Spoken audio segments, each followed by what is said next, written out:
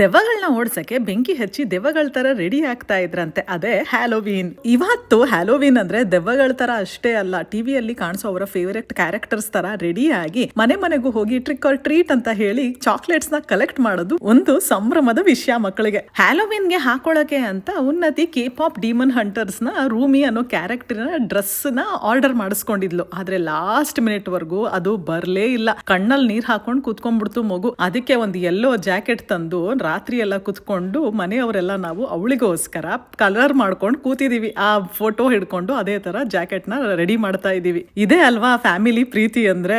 ಉತ್ಸವ ಅಂತೂ ಯೂಶಲಿ ತೀಟೆ ಮಾಡ್ತಾನೆ ಇರ್ತಾನೆ ಅವಳಿಗೆ, ಆದ್ರೆ ಲಾಸ್ಟ್ ವರ್ಗೂ ಕುತ್ಕೊಂಡು ಮಾಡಿ ಅದನ್ನೆಲ್ಲ ರೆಡಿ ಮಾಡಿದವನು ಅವನೇ. 10 year old ಇದ್ದಾಗ ನನ್ ಡ್ರೆಸ್ ಬಂದಿಲ್ಲ ಅಂದ್ರೆ ನನಗೂ ಅಷ್ಟೇ ಬೇಜಾರಾಗ್ತಾ ಇತ್ತು. But today I don't care about all those things. I understand her feelings ಅನ್ಬಿಟ್ಟು ಮಾಡ್ತಾ ಇದ್ದಾನೆ.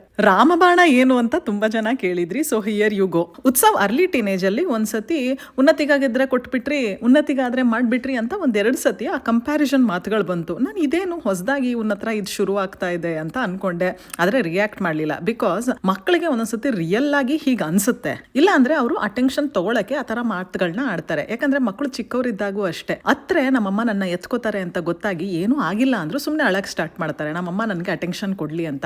ಸೊ ಅದು ಒಂದೊಂದು ಏಜ್ ಅಲ್ಲಿ ಒಂದೊಂದ್ ತರ ಚೇಂಜ್ ಆಗ್ತಾ ಹೋಗುತ್ತೆ. ಸೊ ಅವ್ರಿಗೇನಾದ್ರೂ ನಾನು ಅದಕ್ಕೆ ಈ ತರ ಮಾತಾಡಿದ್ರೆ ನನ್ಗೆ ಅದಕ್ಕೆ ರಿಯಾಕ್ಟ್ ಮಾಡ್ತಾರೆ ಅಂತ ಗೊತ್ತಾಗ್ಬಿಟ್ರೆ ಅದನ್ನೇ ಅವರು ಕೂಡ ರಾಮಬಾಣವಾಗಿ ಯೂಸ್ ಮಾಡ್ಬಿಡ್ತಾರೆ. ನಾನು ಆ ರಾಮಬಾಣನ ತಿರುಗುಬಾಣ ಮಾಡ್ಬಿಟ್ಟೆ. ಪ್ರತಿ ಸತಿ ನಾನು ಕೂಡ ಸರಿ ಬಿಡು ಡ್ಯಾಡಿಗಾದ್ರೆ ಮಾಡ್ಬಿಡ್ತೀಯ, ಸರಿ ಬಿಡು ನಾನ್ ಹೇಳಿದ ಮಾತು ಕೇಳಲ್ಲ, ಡ್ಯಾಡಿ ಮಾತು ಕೇಳ್ತೀಯ, ಸರಿ ಬಿಡು ನಾನ್ ಮಾಡಿದ್ದೆಲ್ಲ ತಪ್ಪೆ, ನಿಂಗೆ ಡ್ಯಾಡಿಗಾದ್ರೆ ಕೇಳ್ತೀಯ ಅಂತ ನಾನು ಸ್ವಲ್ಪ ಟಾಂಟ್ ಹೊಡಿಯಕ್ ಸ್ಟಾರ್ಟ್ ಮಾಡಿದೆ. ಅವ್ನ್ಗೆ ಸ್ವಲ್ಪ ದಿವಸ ಕೇಳಿದ್ಮೇಲೆ ಅನಾಯ್ ಆಗೋಯ್ತು. ಏನಕ್ಕೆ ಈ ತರ ಮಾತಾಡ್ತಾ ಇದೀಯಾ, ನನ್ಗೆ ನೀನು ಡ್ಯಾಡಿ ಇಬ್ರು ಒಂದೇ ತಾನೆ, why would you tell like that ಅಂತ. The same thing goes with you and Unnati also ಅಂತ ಸಮಾಧಾನವಾಗಿ ಕುತ್ಕೊಂಡು ಹೇಳ್ದೆ. ಅದಾದ್ಮೇಲೆ ಅವನಿಗೆ ರಿಯಲೈಸ್ ಆಯ್ತು, ನಾನೇನೋ ಐಡಿಯಾ ಮಾಡಕ್ ಹೋದ್ರೆ ಅದನ್ನ ತನ್ಗೆ ತಿರುಗಿಸ್ಬಿಟ್ರು, ಸುಮ್ನೆ ತೆಪ್ಪಿಗೆ ಬಿಡೋಣ ಅಂತ. ಅದಾದ್ಮೇಲೆ ಅದು ಟಾಪಿಕ್ಸೇ ಬಂದಿಲ್ಲ. ಬಟ್ ಇಷ್ಟಕ್ಕೆ ನಾನು ಬಿಡ್ಲಿಲ್ಲ, ಕೇಳ್ದೆ ನಿಂಗೆ ರಿಯಲ್ ಆಗಿ ಆ ತರ ಯಾವಾಗಾರು ಫೀಲ್ ಆಗಿದ್ಯಾ, ನಾನು ಇಬ್ಬರಲ್ಲಿ ಒಬ್ಬರಿಗೆ ಡಿಫ್ರೆಂಟ್ ಆಗಿ ಟ್ರೀಟ್ ಮಾಡ್ತೀನಿ, ಇಲ್ಲ ಯಾವ ತರ ಆದ್ರೂ ಆ ತರ ಏನಾದ್ರು ನಿಂಗೆ ಯಾವಾಗಾರು ಫೀಲ್ ಆಗಿದ್ಯಾ ಅಂತ ಕೇಳಿದಾಗ, ಇಲ್ಲ ನನ್ಗೆ ಯಾವಾಗ ನಾನು ಆ ತರ ಹೇಳ್ದೆ ಅಂತಾನೂ ಗೊತ್ತಿಲ್ಲ, ಮೇ ಬಿ ಯಾವುದೋ ಫ್ಲೋ ಅಲ್ಲಿ ಹೇಳ್ಬಿಟ್ಟಿರ್ತೀನಿ,